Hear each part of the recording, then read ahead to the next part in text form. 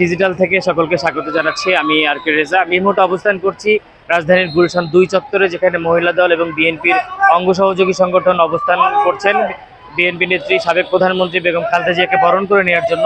এছাড়া 17 বছর নির্বাসিত জীবন শেষে ডক্টর জুবাইদুর রহমানও তার প্রত্যাবর্তন আজকে ঘটছে। সে লক্ষ্যে গুলশান থেকে সংযুক্ত হয়েছে। এছাড়া বিএনপি নেতাকর্মীরা কি ভাবছেন, তাদের আজকের আয়োজন কি, কিভাবে প্রিয় নেত্রীকে বরণ করে নেবেন, সেটা একটু পরে আপনাদের জানানোর চেষ্টা করব।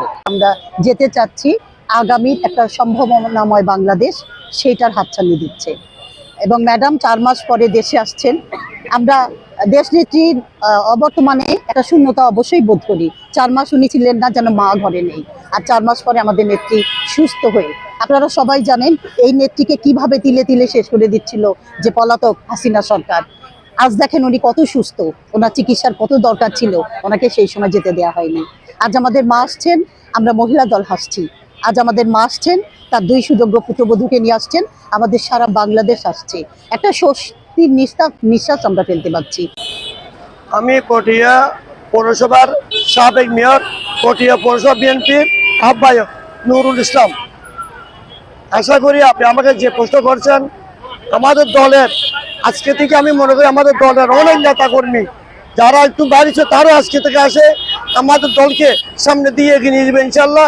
এই যে 17 বছর জুবাইদা আসছেন, উনি আসার পরে আরো অনেক চাঙ্গা হয়ে যাবে। সফল প্রধানমন্ত্রী বেগম খালেদা জিয়া উন্নত চিকিৎসার জন্য দেশে ফিরছেন।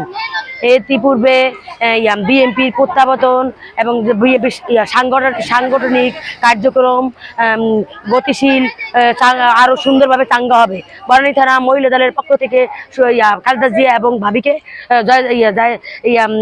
জুবাইদুর রহমান ভাবিকে আন্তরিক শুভেচ্ছা অভিনন্দন জানাই মহিলা দলের পক্ষ থেকে। আমাদের বনানী থানা মহিলা দল না, শুধু আমাদের আফরোজা আব্বাস ভাবি কেন্দ্রীয় কমিটির সভানেত্রী, ওনার নেতৃত্বে আমাদের ঢাকা মহানগর উত্তর, দক্ষিণ এবং আমাদের নায়েবা ইউসুফ আপা উত্তরের সভানেত্রী, রুনালাইলা আপা সেক্রেটারি উত্তরের, ওনার নেতৃত্বে আমরা এখানে দেশনেত্রী বেগম খালেদা জিয়াকে আমরা রিসিভ করার জন্য আমরা সকাল থেকে রাজপথে আছি এবং থাকবো।